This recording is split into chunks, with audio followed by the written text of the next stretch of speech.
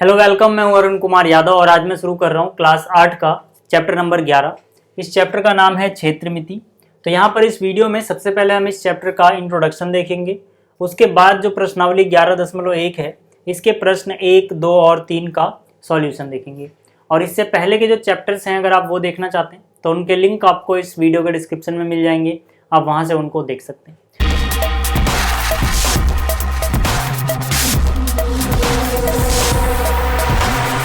तो यहाँ पर देखो, जो चैप्टर है क्षेत्रमिति, इसमें हम मेनली ये 3 चीज़ों को निकालेंगे। ठीक है, अलग अलग क्वेश्चन में। ठीक है, अलग अलग चीज़ों के लिए हम क्या निकालेंगे, उनका परिमाप या फिर उनका क्षेत्रफल या फिर उनका आयतन।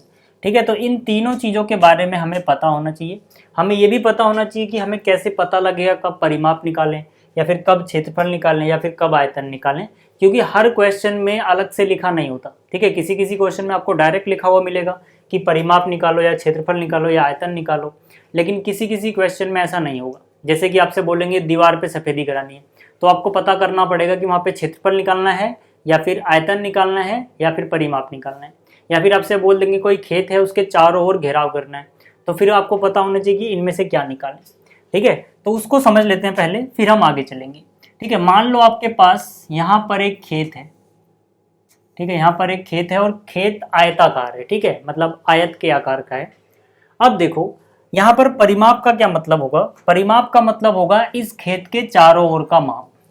यानी कि जब चारों ओर की लंबाई आपको निकालनी हो या फिर कुछ ऐसी चीज करनी हो जो यहाँ पे चारों ओर किनारे किनारे पे होगी, ठीक है, तब आपको क्या निकालना होता है, तब आपको परिमाप निकालना होता है। ठीक है, तो परिमाप का मतलब आपको समझ में आ गया कि चारों ओर की लंबाई। ठीक है, चारों ओर की लंबाई। अभी इनके लिए फॉर्मूले क्या होते हैं हम आगे देखेंगे। फिलहाल आप ये समझ लो कि कब हमें परिमाप निकालना है। जैसे कि यहाँ पर इस खेत में कोई पशु ना घुसे, इसलिए अगर आपको मान लो चारों ओर से तार लगानी है, कांटेदार तार। ठीक है, तो जाहिर सी बात है आप तार कहाँ पे लगाओगे, किनारे किनारे लगाओगे। आपसे पूछा जाए तार की लंबाई कितनी है, तो तार की लंबाई उतनी होगी जितना ये खेत का ये परिमाप होगा, मतलब चारों ओर की लंबाई, क्योंकि आपको चारों ओर से तार लगानी है। ठीक है, तो आपको समझ में आ गया होगी परिमाप हम कब निकालते हैं, जब हमें कुछ ऐसा करना हो कि हमें चारों ओर की लंबाई निकालनी पड़े। ठीक है, जैसे कि चारों ओर से घेराव करना। इसी तरह से हम क्षेत्रफल कब निकालेंगे, जब यहाँ पर, ठीक है, यहाँ पर इसकी सतह कितनी है। ठीक है, यहाँ पर इसकी सतह कितनी है, ठीक है, तब हम क्या निकालते हैं, तब हम क्षेत्रफल निकालते हैं। ठीक है, अब मान लो, ठीक है, जैसे कि आपके घर पे, ठीक है, सफ़ेदी होनी है, तो सफ़ेदी कहाँ पे होगी, जो दीवारें हैं उनकी सतह पर। ठीक है, तो जो सतह से रिलेटेड आ जाए, जहाँ जहाँ पे आप इसको छू पा रहे हो, ठीक है, जो इसकी सतह है, मतलब अगर वहाँ पर कुछ काम करना है तब आपको क्षेत्रफल निकालना है। और आयतन कब निकालोगे, देखो आयतन निकलेगा 3D फिगर्स में। ठीक है, आयत का तो आयतन नहीं होता है, ये मैं आपको बता चुका हूँ पिछली वीडियो में जब मैंने चैप्टर नंबर 10 कराया था। ठीक है, जैसे ये देखो, ये मान लो एक घन है। ठीक है, ये क्या है, एक घन है। ठीक है, अब मान लो ये शीशे का घन है, ऊपर से खुला हुआ है, इसमें आपको पानी भरना है। ठीक है, इसमें आपको क्या भरना है, पानी भरना है। तो जब आप इसमें पानी भरोगे तो कहाँ पे जाएगा, जिसके अंदर की जो खाली जगह है, तो इसके अंदर की जगह कितनी है, यानी कि जब कुछ इस चीज़ से रिलेटेड सवाल आएगा कि आपको यहाँ पे पानी भरना है या फिर इसके अंदर खाली जगह कितनी है, तब आप समझ जाना कि वहाँ पे आयतन की बात हो रही है। ठीक है ना, इसके अंदर की जगह जो है कितनी है वो कौन बताएगा, वो इसका आयतन बताएगा। तो आपको ये समझ में आ गया परिमाप, क्षेत्रफल और आयतन में क्या अंतर है। ठीक है, आयतन के बारे में हम 11.4 में डिटेल में पढ़ेंगे। अभी मैं आयतन के बारे में ज़्यादा यहाँ पे नहीं बताऊंगा, अभी हम मेनली परिमाप और क्षेत्रफल के बारे में सीखेंगे। तो यहाँ पर देखो, ठीक है, शुरुआत में 11.1 को करने के लिए आपको किन किन फॉर्मूलों की जरूरत पड़ेगी वो पहले मैं यहाँ बता देता हूँ। देखो, यहाँ पे मान लो हमारे पास आयत है, वर्ग है और ये त्रिभुज है। आयत की लंबाई L है और चौड़ाई B है। ठीक है, तो मैंने यहाँ पे क्या लिखा, यदि आयत की लंबाई L है और चौड़ाई B है तो इसका परिमाप, आयत का परिमाप कितना हो जाएगा। देखो, तो आयत के परिमाप का फॉर्मूला होता है 2 ब्रैकेट के अंदर लंबाई जमा में चौड़ाई। ऐसा क्यों हुआ, क्योंकि देखो मैंने अभी बताया परिमाप का मतलब चारों ओर का माप। तो यहाँ पे आयत में अगर ये लंबाई L है तो ये भी L होगी, आमने सामने की भुजाएं बराबर होती हैं तो 2 बार L आएगा। और इसी तरह से ये चौड़ाई अगर B है तो ये भी B होगी, यानी 2 बार B आएगा। तो यहाँ पे 2 बार L और 2 बार B। ठीक है, यानी कि L और B को जोड़ो, डबल कर दो। तो आपको ये समझ में आ गया होगा कि इसका फॉर्मूला ऐसा क्यों बना। इसी तरह से आयत का जो क्षेत्रफल होता है वो होता है लंबाई गुणा में चौड़ाई। एल और बी चिपका के लिखने का मतलब है कि हम इनको गुणा कर रहे हैं, ठीक है, लंबाई गुणा चौड़ाई। इसी तरह से अगर मैं बात करूं वर्ग की, और वर्ग की जो भुजा है आपको पता है सारी भुजाएं बराबर होती हैं, यानी कि ये अगर ए यूनिट है तो ये भी ए होगी, ये भी ए होगी और ये भी ए होगी, हर एक कोण 90 होता है इसका, ठीक है। तो अगर वर्ग की भुजा ए है तो हम क्या बोलेंगे कि माना वर्ग की भुजा अगर ए है तो वर्ग का जो परिमाप होगा वो कितना हो जाएगा 4a। क्यों होगा? क्योंकि अगर ये a है तो ये भी a होगा, ये भी a होगा और ये भी a होगा। और परिमाप का मतलब ही क्या है? चारों ओर का माप, यानी चारों ओर की लंबाई जोड़ दो। a a a a कितनी बार a हुआ? 4 बार a हो गया, तो 4a हो जाएगा। इसी तरह से वर्ग का क्षेत्रफल होता है भुजा का वर्ग, मतलब अगर ये a है तो a का वर्ग लिख दो, ठीक है। इसको आप समझ सकते हो ये कितने के बराबर है? ये बराबर है a गुणा a के। तो चाहे आप a गुणा a लिखो या फिर आप a का वर्ग लिख दो, एक ही बात है।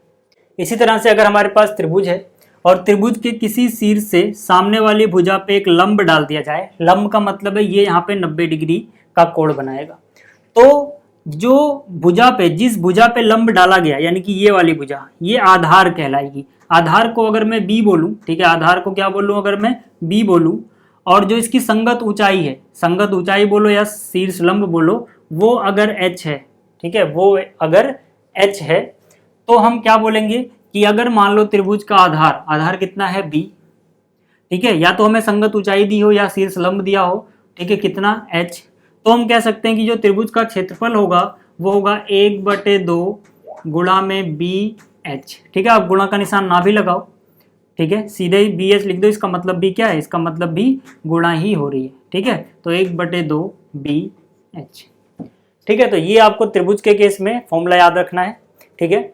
ये हो सकता है शीर्ष लंब हो या फिर बाहर से भी बन जाता है, ठीक है, बाहर से भी, यानी संगत ऊंचाई लिखा हो या शीर्ष लंब लिखा हो, आपको उसको एच लेना है, ठीक है। और जिस भुजा पे ये ऊंचाई डाली गई है उसको हमें आधार लेना है, तो इसका क्षेत्रफल होता है 1/2 बी गुणा एच, यानी आधार गुणा में जो ऊंचाई है, ठीक है। तो ये 3 फॉर्मूले आपको समझ में आ गए। चौथा जो फॉर्मूला है यहाँ पर, ठीक है, वो सर्कल के लिए, मतलब वृत्त के लिए, ठीक है। वृत्त आप सब जानते हैं, ये वृत्त है, और यहाँ पर देखो, ठीक है, ये वृत्त की त्रिज्या है, यानी जो इसका केंद्र होता है और जो इसकी परिधि होती है, ये परिधि है। केंद्र और परिधि को मिलाने वाला रेखाखंड क्या कहलाता है? त्रिज्या। किससे डिनोट करते हैं हम? स्मॉल आर से, कैपिटल आर से भी कर सकते हो आप। और अगर मैं इस पूरे को ही मिला दूं जो केंद्र से होता हुआ जाए, तो इसको बोलते हैं इसका व्यास, और व्यास को बोला जाता है डी, ठीक है। व्यास को क्या बोला जाता है? डी, यानी कि ये पूरा क्या हो जाएगा? डी व्यास। तो एक व्यास कितनों के बराबर होता है? 2 रेडियस के, ठीक है। देखो यहाँ से यहाँ ये भी रेडियस होगी यानी कि त्रिज्या होगी, और यहाँ से यहाँ ये भी रेडियस यानी कि त्रिज्या होगी। तो जो एक व्यास है वो 2 त्रिज्याओं के बराबर होता है, ठीक है। तो यहाँ पे व्यास को हम डिनोट कर रहे हैं कैपिटल डी से, त्रिज्या को हम डिनोट कर रहे हैं, सूचित कर रहे हैं स्मॉल आर से। अगर ऐसा है तो जो व्यास होता है वो त्रिज्या का 2 गुना होता है, ठीक है। एक व्यास 2 त्रिज्या के बराबर होता है। तो यहाँ पर वृत्त की परिधि, परिधि का क्या मतलब है? देखो, चारों ओर का माप, मतलब वृत्त के परिमाप को ही हम परिधि बोलते हैं, याद रखना, ठीक है। मतलब परिधि की बात की जा रही है तो ये वाला हिस्सा जहां पे मैं लाल कलर से चला रहा हूँ, इसकी लंबाई कितनी है, ठीक है, ये लाल वाले की लंबाई कितनी है, इसको बोलेंगे परिधि। तो जो वृत्त की परिधि होती है इसको हम डिनोट करते हैं कैपिटल सी से। तो जो सी का मान होता है वो आता है 2 पाई आर, ठीक है। पाई वैसे तो एक अपरिमेय संख्या है, ठीक है, इसको हम p/q की फॉर्म में नहीं लिख सकते हैं, लेकिन कैलकुलेशन करने के लिए हम पाई का मान 22/7 यूज करते हैं। ये इसकी करेक्ट वैल्यू नहीं है, ठीक है। कई बार आपसे पूछा जाता है कि क्या पाई एक परिमेय संख्या है या फिर अपरिमेय, तो आपको वहां पे अपरिमेय लिखना होता है। तो बच्चों के दिमाग में कंफ्यूजन आ जाती है कि भाई जब 22/7 लिख रहे हैं तो अपरिमेय क्यों लिख रहे हैं? क्योंकि ये इसकी करेक्ट वैल्यू नहीं है, ये कैलकुलेशन करने के लिए हम यूज कर लेते हैं, या तो ये यूज कर लेते हैं या कभी कभी 3.14 यूज कर लेते हैं, ठीक है। तो आपको याद रखना है जो पाई है, ठीक है, ये जो पाई है ये वैसे तो अपरिमेय संख्या है, लेकिन सवाल में हम अपनी कैलकुलेशन के लिए इसका मान 22/7 यूज करते हैं, जो इसका लगभग मान है, करेक्ट वैल्यू नहीं है, ठीक है। तो ये आपको समझ में आ गया होगा, ठीक है, कि इसकी परिधि होती है 2 पाई आर, और जो वृत्त है इसका क्षेत्रफल होता है, इसका क्षेत्रफल होता है पाई, जो इसकी त्रिज्या है उसका वर्ग कर दो, पाई आर स्क्वायर, ठीक है, पाई आर का वर्ग, ठीक है। इसके बाद क्या आता है हमारे पास? अर्धवृत्त। अर्धवृत्त का मतलब क्या? आधा वृत्त। तो पहले बात करते हैं परिमाप की, ठीक है। तो अर्धवृत्त का परिमाप देखो कितना होगा, यहाँ पर ये लंबाई, ठीक है, इसको मैं लाल से दिखाता हूँ। परिमाप मतलब चारों ओर का माप, मतलब इतना तो आप निकालोगे ही निकालोगे, ठीक है। साथ में ये भी, क्योंकि चारों ओर में तो ये भी आएगा, ठीक है ना। तो यानी कि अगर मैं सिर्फ नीचे वाला हटा दूं ऊपर वाला, तो ऊपर वाला क्या है, परिधि का आधा। अगर ये पूरा होता तो परिधि कितनी होती, सी, ठीक है, परिधि कितनी होती, सी। लेकिन क्योंकि ये सिर्फ आधा ही लिया है तो उसका आधा कर दो डिवाइड बाई 2। लेकिन अब यहाँ पर हमें एक और चीज जोड़नी पड़ रही है, ये नीचे वाला हिस्सा, ठीक है। परिमाप में ये भी तो निकालोगे, नीचे वाला हिस्सा कितने के बराबर है, डायमीटर के यानी डी के। तो चाहे आप इसको डी लिखो, ठीक है, चाहे आप इसको डी लिखो या 2r लिख दो, एक ही बात है, क्योंकि जो डी है वो 2r के बराबर होता है। तो अर्धवृत्त का परिमाप होता है सी का आधा प्लस में डी, क्योंकि सी जो होता है वो पूरा हो जाता, ठीक है, जबकि हमारे पास क्या है, हमारे पास आधा हिस्सा ही है, तो सी का आधा हुआ। लेकिन जब ये ऐसे हो जा रहा है तो यहाँ से ये बंद भी ऐसे करना पड़ेगा, तो ये डायमीटर भी आ गया, मतलब व्यास भी आ गया, तो व्यास भी जोड़ोगे, ठीक है। अब आगे आ जाओ, अब है अर्धवृत्त का क्षेत्रफल। देखो अगर ये पूरा वृत्त होता, ठीक है, अगर ये पूरा वृत्त होता तो क्षेत्रफल कितना था, पाई आर का वर्ग, ठीक है, इतना था। हमने क्या किया है, हमने इसको ऐसे आधा कर दिया, 2 टुकड़ों में बांट दिया। इसको अगर ऐसे आधा किया तो इसको भी आधा करना पड़ेगा, यहाँ 2 टुकड़े हुए तो यहाँ 2 से डिवाइड करोगे, ठीक है। तो मतलब कि अर्धवृत्त का क्षेत्रफल वृत्त के क्षेत्रफल का आधा ही होगा, सिंपल सी बात है, आप समझ सकते हो, ठीक है। तो ये फॉर्मूले आपको याद रखने हैं। अब हम क्वेश्चन शुरू करते हैं। तो यहाँ पर देखो जो प्रश्नावली 11.1 का पहला प्रश्न है, इसमें हमसे बोला गया जैसा कि संलग्न आकृति में दर्शाया गया है, एक आयताकार और एक वर्गाकार खेत के माप दिए हुए हैं, यदि इनके परिमाप समान है तो किस खेत का क्षेत्रफल अधिक होगा, ठीक है। मतलब कि यहाँ पर ये पहला खेत है, ये दूसरा खेत है। यहाँ पर जो ये खेत है एक आयताकार है, यानी कि ये देखो आयत है, ठीक है, ये क्या है, ये एक आयत है। और जो ये दूसरा खेत है, ठीक है, ये क्या है, ये एक वर्गाकार खेत है, मतलब ये एक वर्ग है, ठीक है, ये क्या है, ये एक वर्ग है। इसके माप हमें बताए गए हैं, वर्ग की भुजा हमें बताई गई है 60 मीटर और आयत की लंबाई हमें बताई गई है 80 मीटर। हमसे बोला गया है कि यदि इनके परिमाप बराबर हैं, यानी वर्ग का परिमाप और आयत का परिमाप, यानी कि चारों ओर से लंबाई इसकी निकालोगे, दोनों बराबर हैं, तो क्षेत्रफल किसका बड़ा होगा, ठीक है, किसका क्षेत्रफल अधिक होगा, ये हमें बताना है। तो इसका क्षेत्रफल तो हम आसानी से निकाल सकते हैं, भुजा गुणे भुजा मतलब 60 गुणे 60, इसका क्षेत्रफल तो हमें पता लग जाएगा। लेकिन इसका क्षेत्रफल के लिए लंबाई गुणा चौड़ाई चाहिए। अब यहाँ पर लंबाई तो पता है 80, लेकिन चौड़ाई नहीं पता, ठीक है। जिसकी चौड़ाई नहीं पता तो हम इसका क्षेत्रफल नहीं निकाल पाएंगे, तो पहले हमें इसकी चौड़ाई निकालनी पड़ेगी, ठीक है। तो यहाँ पर देखो, यहाँ पर हम कैसे करेंगे इस सवाल को, यहाँ पर हमें क्या पता है, पहले वर्ग की भुजा हमें पता है, ठीक है भाई, वर्ग की भुजा, ठीक है, वर्ग की भुजा को ए बोल देते हैं। कितनी पता है हमें, 60 मीटर। और क्या पता है हमें आयत की लंबाई पता है, ठीक है ना, जो पता है पहले वो लिखो, आयत की लंबाई, ठीक है, जिसको एल बोल देते हैं। कितना है आयत की लंबाई, 80 मीटर, ठीक है। तो जो चौड़ाई है इसकी वो कितनी मान लेते हैं, 20 मीटर। अब देखो इसके अलावा जो मेन बात है, जहां से हम जिसकी मदद से हम इसकी चौड़ाई निकालेंगे, यानी कि b की वैल्यू निकालेंगे, वो क्या है कि इनके जो परिमाप हैं वो बराबर हैं। समान का मतलब क्या हो गया, बराबर। तो यहाँ पे हम लिखेंगे आयत का परिमाप, यहाँ पे हम क्या लिखेंगे, आयत का परिमाप बराबर, ठीक है, आयत का परिमाप बराबर वर्ग का परिमाप, क्योंकि दोनों के परिमाप हमें बराबर दिए गए हैं, ठीक है। वर्ग का परिमाप, वर्ग का परिमाप। अब यहाँ पर देखो मैंने अभी आपको बताया था कि भाई जो आयत का परिमाप होता है वो क्या होता है, 2 ब्रैकेट के अंदर लंबाई जमा में चौड़ाई, और वर्ग का परिमाप क्या बताया था, 4 गुणे में भुजा, ठीक है, क्योंकि 4 बार इसकी भुजा जोड़ दो, क्योंकि सारी भुजा बराबर बराबर होंगी। तो यहाँ से कितना हो जाएगा, देखो ये जो 2 है नीचे ले जाओ, ठीक है। पहले देखो 4 की जगह 4 आ जाएगा, गुणा में a है, a का मान हमारे पास कितना है, 60, और जो ये 2 है ये क्योंकि चिपका के लिखा हुआ है ब्रैकेट में तो गुणा में है तो भाग में चला जाएगा, तो ये 2 जो है इसके नीचे चला गया। यहाँ पे क्या बचा हुआ है, यहाँ पे बचा l और b, 2 तो ठिकाने लग गया। अब यहाँ पे l का मान हमें पता है 80, तो जो ये l है, ठीक है, इसकी जगह हम क्या लिख देंगे, 80। b हमें नहीं पता, b की जगह b रहेगा, ठीक है। तो यहाँ से 2 से काटोगे, 2 एकम 2, 2 दूनी 4, कितना बचेगा, 60 गुणा का निशान 2 बचा है कट के, तो 60 दूनी आपको पता है 120 होता है। ठीक है, बी का मान हमें नहीं पता तो बी यहीं रहने दो। ठीक है, बी यहीं रहने दो। 80 उधर जाएगा माइनस में, क्योंकि इसके पहले लेफ्ट में निशान देखते हैं, इसके पहले प्लस है यानी जमा का निशान है, उधर घटा में जाएगा ये। ठीक है, तो उधर जाएगा ये जमा वाला घटा में। ठीक है, तो 120 में से 80 गए, कितने बचे, 40। तो बी आ गया 40, यूनिट क्या चल रही है, मीटर। तो मतलब चौड़ाई भी हमें पता लग गई, कितनी है, 40 मीटर। अब भाई आपको क्या करना है, अब आपको क्षेत्रफल दोनों के निकाल लेने हैं और जिसका ज़्यादा होगा वो बता देना है। तो यहाँ पे मैंने निकाला। ठीक है, मैंने यहाँ पे लिखा वर्ग का क्षेत्रफल। ठीक है, पहले वर्ग के निकाल लेते हैं। वर्ग का क्षेत्रफल कितना होता है, वर्ग का क्षेत्रफल जो उसकी भुजा है उसका वर्ग कर दो। यहाँ पर भुजा कितनी आई है, भुजा वर्ग की है 60, तो 60 का वर्ग करोगे, कैसे करोगे 60 का वर्ग, पहले 6 का वर्ग कर लो। 6 का वर्ग कितना होता है, 36। जब मैंने आपको चैप्टर 7 पढ़ाया था तो मैंने बताया था कि जितने शून्य हैं उसके डबल हो जाते हैं वर्ग में, तो एक शून्य है डबल कर दो, 2 शून्य यानी 3600। और याद रखना क्षेत्रफल में जो यूनिट आती है, जो इसकी भुजा थी मीटर में, तो मीटर का वर्ग आएगा। ठीक है, ये याद रखना है आपको।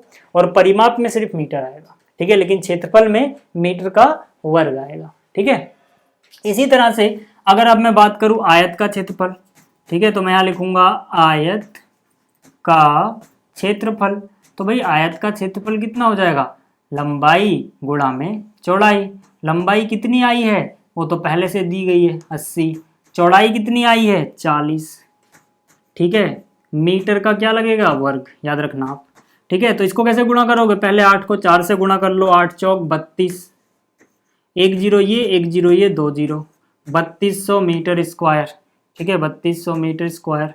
अब बताओ किसका ज़्यादा है, वर्ग का आ रहा है 3600 और इसका आ रहा है 3200, किसका ज़्यादा है, आप लिख देना वर्ग का क्षेत्रफल ज़्यादा है, यानी इसका आंसर आएगा वर्ग का क्षेत्रफल ज़्यादा है। कितना ज़्यादा है वैसे, 3200 400 3600 यानी 400 मीटर स्क्वायर ज़्यादा है। ठीक है, तो ये आपको समझ में आ गया होगा। ठीक है, वर्ग की जगह लिखना वर्गाकार खेत का क्षेत्रफल ज़्यादा है। ठीक है, तो पहला हो गया। अब बात करते हैं दूसरे की। दूसरा देखो, जो यहाँ पर दूसरा प्रश्न है, इसमें क्या बोला गया, पहले इस प्रश्न को समझ लेते हैं, फिर बात करेंगे इसके सॉल्यूशन की। तो यहाँ पर देखो बोला गया है श्रीमती कौशिक के पास, ठीक है, श्रीमती कौशिक के पास चित्र में दर्शाए गए मापों वाला एक वर्गाकार प्लॉट है। यहाँ पे चित्र में एक प्लॉट दिखाया गया है जो बाहर से कैसा है, देखो वर्गाकार, ये यहाँ से 25 है, इधर भी 25 है, मतलब इसकी भुजा 25 मीटर है। ठीक है, वह प्लॉट के बीच में एक घर बनाना चाहती हैं। ठीक है, आप देख सकते हो जो ये प्लॉट था इसके बीच में इन्होंने एक घर बनाया और चारों ओर बगीचा विकसित करना चाहती हैं। तो जो यहाँ पे थोड़ा अलग कलर दिख रहा है आपको बाहर, यहाँ पर बगीचा रहेगा और जो बीच में व्हाइट नजर आ रहा है बिल्कुल, वहां पे घर रहेगा। ठीक है, इसके बाद 55 रुपए प्रति वर्ग मीटर की दर से इस बगीचे को विकसित करने का व्यय ज्ञात कीजिए। यानी कि इस बगीचे को लगवाने में जो खर्चा आता है वो हर एक वर्ग मीटर का खर्चा 55 रुपए आता है। ठीक है, अब यहाँ पर आपको सोचना पड़ेगा कि हम क्या निकालें, परिमाप निकालें, ठीक है, या फिर क्षेत्रफल निकालें। तो मैंने आपको क्या बताया था, जब आपको किनारे किनारे कुछ करना हो, किनारे किनारे की लंबाई से रिलेटेड हो, तब वहां पे आप परिमाप निकालोगे। यहाँ पर क्या करना है भाई, बगीचा तो इस जगह में लगा है, ठीक है, घर तो यहाँ पर है, मतलब अंदर के सरफेस, अंदर की जो सतह है उसकी बात हो रही है। तो यहाँ पे हम क्षेत्रफल से डील करेंगे इस क्वेश्चन को। ठीक है, तो ये सब आपको पहचान में आना चाहिए। वैसे भी आप देख सकते हो जो खर्चा दिया गया है प्रति वर्ग मीटर। ठीक है, अभी जब हमने पिछले क्वेश्चन में क्षेत्रफल निकाला था तो क्षेत्रफल वर्ग मीटर में आ रहा था, मीटर का वर्ग। तो ऐसे भी आप पता लगा सकते हो यूनिट को देख के भी। ठीक है, तो यहाँ पर देखो अब हम करेंगे क्या, पहले हमें खर्चा जो निकालना है वो बगीचे को विकसित करने के लिए निकालना है। तो पहले हमें पता होना चाहिए भाई बगीचे का क्षेत्रफल कितना है। जितना बगीचे का क्षेत्रफल आएगा मीटर स्क्वायर में, उसको अगर हम 55 से गुणा कर दें तो हमारा काम बन जाएगा, क्योंकि एक वर्ग मीटर का खर्चा 55 है, तो बगीचे का जितना भी मीटर स्क्वायर आएगा उसको हम उससे गुणा करेंगे, आंसर आ जाएगा। अब दिक्कत क्या है कि बगीचे का क्षेत्रफल कितना होगा। ठीक है, बगीचे का क्षेत्रफल कितना होगा। ठीक, तो यहाँ पर देखो जो बाहर से वर्ग है, ठीक है, वर्ग की भुजा को a मान लेते हैं। ठीक है, तो a का मान कितना हो गया, ठीक है, a का मान कितना हो गया 25 मीटर। ठीक है, और जो घर है अंदर का, ठीक है, अंदर का जो घर है देखो इसकी लंबाई अलग है, लंबाई कितनी है 20 और चौड़ाई कितनी है 15। ठीक है, तो इसकी लंबाई को L बोल दो, इसकी चौड़ाई को B बोल दो। ठीक है, और जो बाहर है, ठीक है, बाहर वर्ग, उसकी भुजा को A बोल दिया। ठीक है, तो आपको ये पता लग गया कि L का मान जो अंदर घर है वो तो आयत के आकार का है क्योंकि लंबाई और चौड़ाई अलग अलग है। तो लंबाई हो गई इसकी 20 मीटर और इसकी चौड़ाई हो गई 15 मीटर। चौड़ाई कितनी हो गई 15 मीटर। अब पहले निकालेंगे बगीचे का क्षेत्रफल। ठीक है, बगीचे का क्षेत्रफल। अब देखो बगीचा तो किसी अलग डिजाइन में ही है, ठीक है, बाहर बाहर से सिर्फ लेना है तो इसका कोई डायरेक्ट फॉर्मूला नहीं है हमारे पास। तो हम क्या करेंगे, तो हम देखो ये करेंगे, ठीक है, इसको मिटा रहा हूँ भी समझाने के लिए था। हम क्या करेंगे, हम पहले पूरे वर्ग का ही एरिया निकाल लेंगे। ठीक है, ध्यान से देखना मैं क्या कर रहा हूँ। ठीक है, आपको शेड से समझाता हूँ, शेड करके हम पहले पूरे वर्ग का ही एरिया निकाल लेंगे। ठीक है, पूरे का निकाल लो, जो भी अंदर है उसमें घर भी आ जाएगा और बागीचा भी आ जाएगा। ठीक है, इसमें घर और बागीचा दोनों आ गया। ठीक है, पूरे वर्ग का एरिया निकल गया। पूरे वर्ग के एरिया को हम क्या बोलेंगे, ए का वर्ग। लेकिन हम निकाल तो बगीचे का रहे हैं तो इसमें से हमें कुछ फालतू चीज जो आ गई उसे हटाना पड़ेगा। फालतू चीज जो आई है उसे मिटा दो। देखो ये जो घर है, ठीक है, इसका एरिया अगर हम घटा दें इसमें से, क्योंकि हमें नहीं चाहिए, हमें तो सिर्फ बगीचे का चाहिए। ठीक है, मतलब कि पूरे वर्ग में से जैसे ही मैंने मिटा दिया, कौन सा एरिया मिटाया मैंने, घर वाला, तो सिर्फ कहां कहां पे आपको लाल वाली लाइनें नजर आ रही हैं, बगीचे पे। तो मतलब कि पूरे वर्ग में से अगर अंदर में जो घर है इसका एरिया घटा दूं, क्षेत्रफल घटा दूं, तो मुझे क्या मिल जाएगा, बागीचे का क्षेत्रफल। और जो अंदर है वो एक आयत है और आयत का क्षेत्रफल L गुणा B होता है। फिर से समझ लो ये कैसे फॉर्मूला बना। ये है बागीचे का क्षेत्रफल। बागीचे के क्षेत्रफल के लिए हमने क्या किया, पहले सारा क्षेत्रफल निकाल लिया। सारे क्षेत्रफल में से हमें सिर्फ बगीचे का ही चाहिए था, घर का नहीं चाहिए था, तो घर को यहाँ पे मिटा दिया। मैथ्स में मिटाएंगे नहीं बल्कि क्या करेंगे, घटाएंगे। ठीक है, तो यहां से अब क्या हो जाएगा, देखो हमें अब सब कुछ पता है कि भाई जो a है हमारा 25 है तो हो जाएगा 25 का वर्ग। ठीक है, माइनस में L हमें पता है 20 है और B हमें पता है 15 है। तो यहाँ से 25 का वर्ग होता है 625, 25 गुणा 25 करके देख लेना। 15 को 2 से गुणा करोगे 15 दूनी 30 होता है, एक जीरो है तो एक जीरो लगा दो। ठीक है, 625 में से 300 गया, 325 बच गया। ठीक है, और यूनिट क्या चल रही है, मीटर स्क्वायर। ठीक है, तो मतलब जो बागीचे का क्षेत्रफल है वो 325 मीटर स्क्वायर है। और हमें पता है कि जो रेट है, दर है, वो कितना है, 55 रुपए प्रति वर्ग मीटर। ठीक है, तो हम बोलेंगे कुल खर्चा। ठीक है, हम क्या बोलेंगे यहाँ पर, कुल खर्चा या कुल व्यय। देखो कुल खर्चा या कुल व्यय कितना आएगा बागीचा लगवाने में। भाई देखो 1 मीटर पे लगवाते तो 55 रुपए आता, 2 मीटर पे लगवाते तो 55 गुणा 2 करते, 3 लगाते तो 55 गुणा 3 करते, 4 पे लगवाते तो 55 गुणा 4 करते। हम बगीचा कितने पे लगवा रहे हैं, हम बगीचा लगवा रहे हैं 325 मीटर वर्ग पे। तो हम क्या करेंगे, इसको गुणा करेंगे 325 से, इतने रुपए आ जाएगा। ठीक है, बस इसको गुणा करना है और लिख देना है यहाँ पर रफ में कहीं पे, गुणा कर लेते हैं। ठीक है, कितना 325, किससे गुणा करना है, 55 से। ठीक है, करो, 5 को 5 से किया 25 आया, हासिल गया 2, 5 दूनी 10 और 2 12 का हासिल 1, 5 तिया 15 और 1 16। ठीक है, 1625 आया। फिर से 5 से ही करना है तो फिर से यार 1625 ही तो आएगा, 5 से तो करना दोबारा, क्यों मेहनत करें। ठीक है, तो यहाँ पे आ गया 5, 5 और 2 7, 6 और 2 8, 6 और 1 7 और 1 कितना आया, 1 7 8 7 5, यानी 17,875 रुपए। ठीक है ना, तो यहाँ से ये जो कुल खर्च आएगा बगीचा लगवाने का 17,875 रुपये आएगा। ये कोमा है, ठीक है, यहाँ पर ये कोमा लगाया है, इसको दशमलव मत समझना। तो ये हो गया दूसरा। अब बात करते हैं तीसरे प्रश्न की। यहाँ अब देखो जो ये तीसरा प्रश्न है इसमें हमसे क्या बोला गया है, जैसा कि आरेख में दर्शाया गया है, एक बगीचे का आकार मध्य में आयताकार है और किनारों पर अर्धवृत्त के रूप में है। इस बगीचे का परिमाप और क्षेत्रफल ज्ञात कीजिए। ठीक है, तो यहाँ पर आपको एक बगीचा नजर आ रहा होगा। ठीक है, ये पूरा, ठीक है, ये पूरा क्या है, ये पूरा एक बागीचा है जो कि बीच में से, ठीक है, जो कि बीच में से कैसा है, आयताकार। आप देखो मध्य में से यानी बीच में से ये एक आयत बना हुआ है और किनारों पे यानी कि किनारे से ये अर्धवृत्त यहाँ पर और अर्धवृत्त यहाँ पर है। ठीक है, यहाँ पर ये टोटल लंबाई 20 दी गई है और ये टोटल 7 दिया गया है। अब हमें करना क्या है, हमें पहले इसका परिमाप निकालना है। ठीक है, पहले क्या निकालना है, इसका परिमाप, और फिर इसका क्या निकालना है, क्षेत्रफल। ठीक है, तो पहले परिमाप की बात करते हैं। यहाँ पर परिमाप से आप क्या समझ रहे हो, जैसे कि मैंने अभी बताया भाई किनारे किनारे की लंबाई, तो किनारे किनारे की लंबाई अगर मैं यहाँ से शुरू करूँ तो यहाँ से यहाँ तक, फिर यहाँ से यहाँ तक, फिर यहाँ से यहाँ तक और यहाँ से यहाँ तक, मतलब कि हम परिमाप के लिए चारों ओर का माप लेंगे, चारों ओर का, बीच वाला नहीं। ठीक है, जो बीच में आपको ये दिख रहा है ये नहीं लोगे, ये भी नहीं लोगे। ठीक है, जब आप परिमाप निकाल रहे हो मतलब किनारे किनारे एक चक्कर लगाओगे।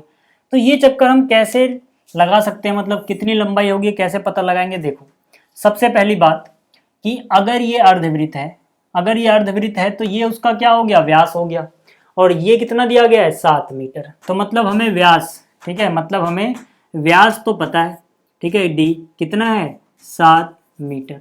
अगर हमें व्यास 7 पता है तो हमें पता है त्रिज्या उसकी आधी होती है, यानी त्रिज्या हो जाएगी 7 की आधी, 7/2 मीटर। ठीक है ना भाई, व्यास त्रिज्या का 2 गुना होता है, मतलब त्रिज्या व्यास की आधी होती है। ठीक है, तो त्रिज्या हमें पता लग गई। अब यहाँ पे आप त्रिज्या देखो, अगर इसका केंद्र यहाँ है भाई, अगर ये व्यास है तो केंद्र बीच में होगा, तो ये हो गई त्रिज्या यानी कि आर। इस तरह से इसका केंद्र यहाँ होगा इस अर्धवृत्त का, तो ये भी त्रिज्या कितनी हो गई, आर हो गई।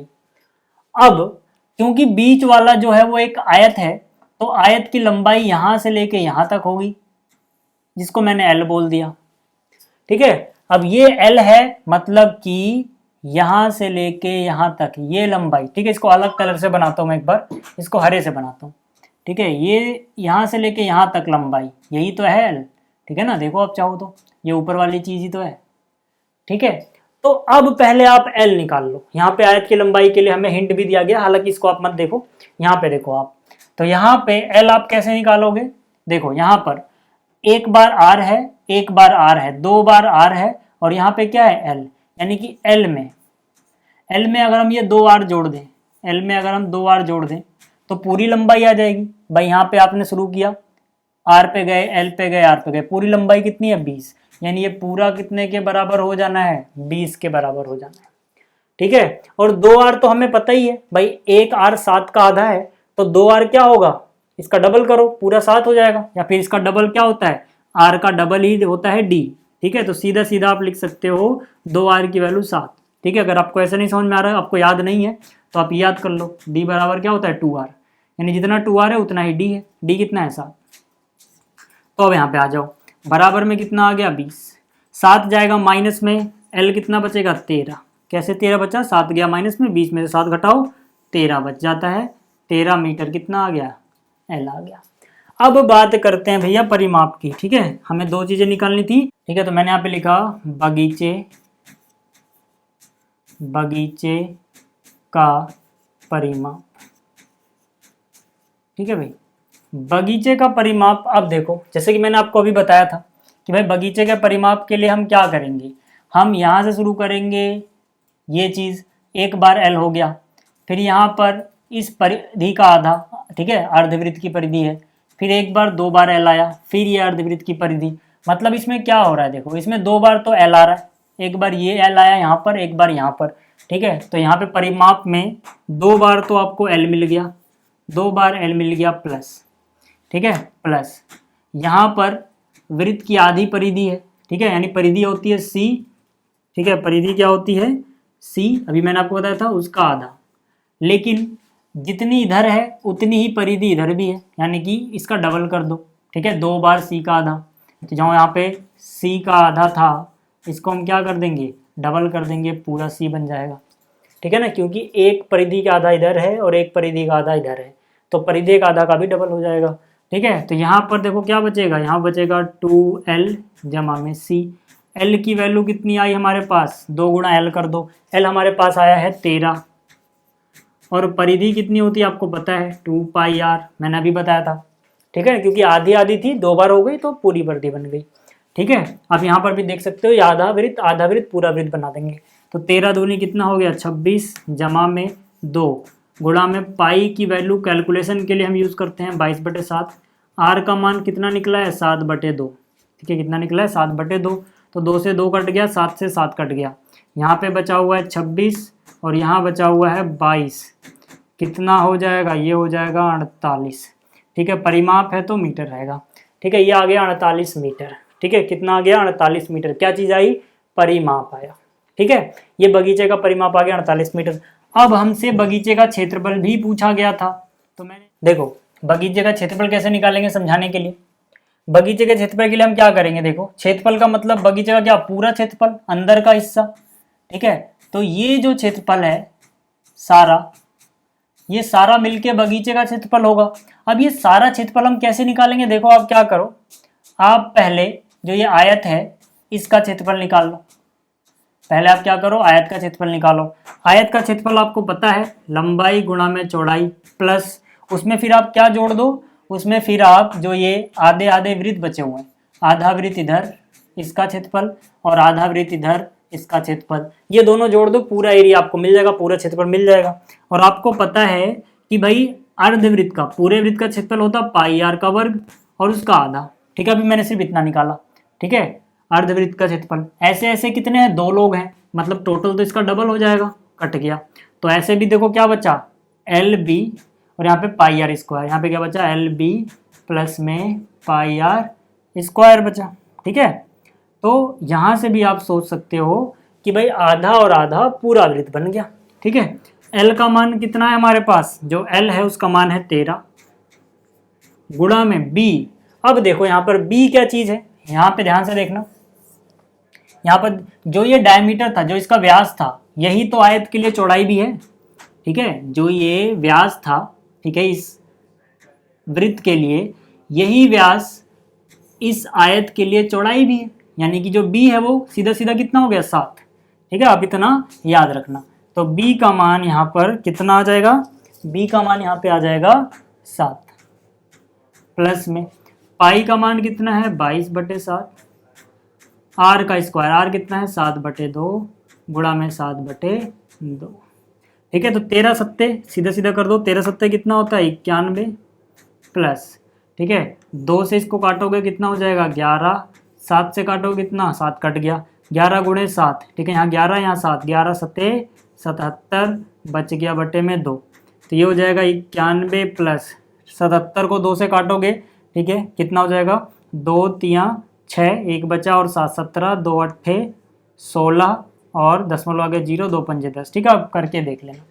ठीक है, तो 91 प्लस 38.5। ठीक है, तो आप क्या करो, ठीक है अभी देखो यहाँ जगह नहीं तो मैं यहाँ कर रहा हूँ, मिटा देते हैं इसको।